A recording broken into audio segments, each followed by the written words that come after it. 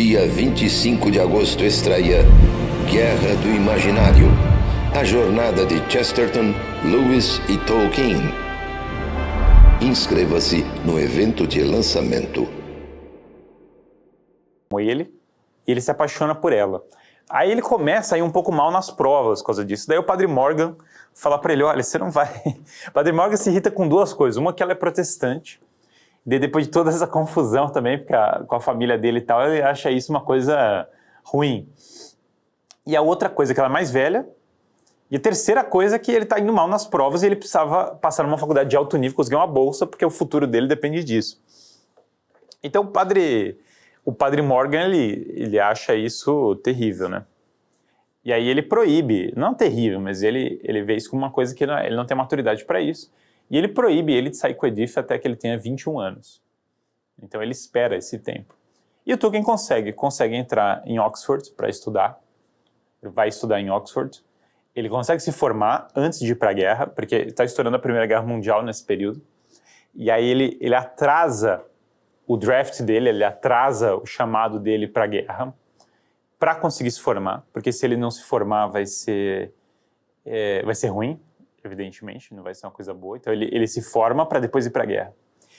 E aí quando ele vai, ele passou esses anos sem falar, ele obedece o padre, ele fica sem falar com o Edith esses anos, né? E aí quando ele vai falar com ela tá noiva de outro cara, né? E daí aquele drama e tal. Mas aí ele conversa com ela e consegue dissuadi-la de casar com esse outro cara e casar com ele. A exigência dele é que ela se convertesse para a fé católica, o que ela, sob protestos, faz, né? E aí é muito engraçado, porque até o cara que foi na disputa assim, o cara também ficou meio assim, né? E daí ele fala assim, pô, mas ela... Perguntou que isso foi um sinal de amor verdadeiro muito grande, né? Porque ele meio que falou assim, caramba, ela vai casar com um cara católico, na época o anticatolicismo é muito forte. Ele não tem onde cair morto, o cara é pobre, órfão, tipo assim, não tem grandes perspectivas. Faz inglês, né? Ele entrou em Oxford estudando clássicos, depois ele muda para o inglês.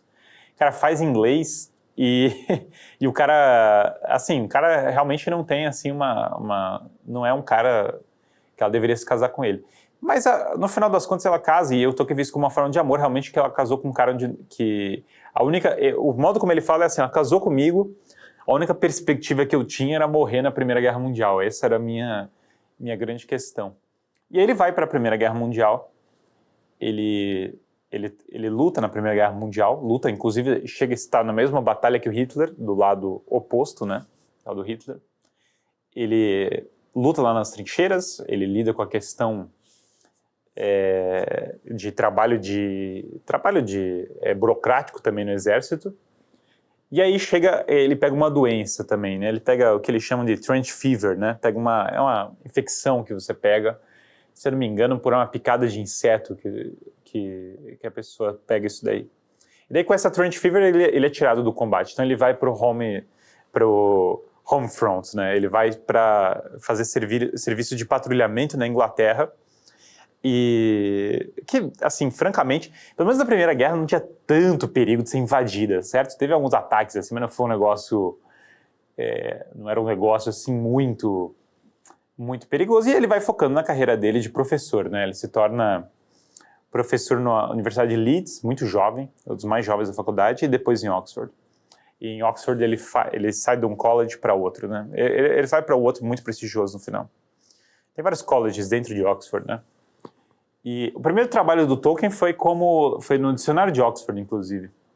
Mas daí ele começa a empreender os primeiros grandes trabalhos dele, que são as traduções dos autores, do autor anônimo de Orfeu, Pérola e Sir Gawain, o Cavaleiro Verde, que estão entre os melhores trabalhos medievais britânicos. O Sir Gawain é uma história fascinante sobre um cavaleiro ele trata do tema da castidade. O cavaleiro enfrentar tanto a questão de coragem, o sacramento da confissão, ele ser desafiado na castidade e o confronto do amor cortês e do espírito cristão. É realmente fascinante Sir Gawain e o Cavaleiro Verde. Daria uma aula só dele, assim, porque é um conto incrível. E aí o Tolkien também, nesse período, vai fazer o estudo do Beowulf, né, que é um dos principais textos medievais. E ele se torna... Tanto o Tolkien fez a edição definitiva do Sir Gawain, Cavaleiro Verde, como ele fez também o estudo que revolucionou, mudou completamente os estudos do Beowulf. Beowulf, que é esse texto meio nórdico, inglês, medieval, que trata dessa jornada do herói, em que ele vai enfrentar esses trolls e salvar o pessoal e tal. Ele encontra a mãe do troll, é bem interessante a história. E a jornada do Beowulf fica como paradigma mitológico do imaginário mítico inglês, né? E o Tolkien, ele sem dúvida, ele vê no Beowulf uma união do espírito pagão e cristão, ou seja, a conversão do espírito pagão para o catolicismo. Do mesmo modo, ele vê também, de certo modo... É que são períodos muito diferentes, claro, né? O Beowulf está no comecinho da Idade Média e o Sir Gawain no final, né? De qualquer modo, o Sir Gawain, o Tolkien vê nele um representante de tradições muito interessantes. Na história do Sir Gawain, o Sir Gawain corta a cabeça de um Cavaleiro Verde, né? O Cavaleiro Verde bota a cabeça de volta e fala, daqui a um ano é minha vez, que é um desafio que eles têm. E esse Cavaleiro Verde tem um certo símbolo do paganismo. Por trás tem uma bruxa, então tem toda uma simbologia também do confronto entre espírito cristão e paganismo no Sir Gawain. E o Tolkien, então, ele se consagra já nesse comecinho de carreira como um dos grandes medievalistas do mundo, porque ele é um dos principais medievalistas das principais universidades de Oxford, que é uma das principais universidades britânicas, na época com um prestígio comparativo maior do que hoje, inclusive, na comparação, né? E aí o Tolkien, claro, ele se torna uma referência em estudos medievais. Ele domina as línguas medievais de uma maneira incrível e tal. Ele já, adolescente, tinha começado o projeto de criar línguas próprias.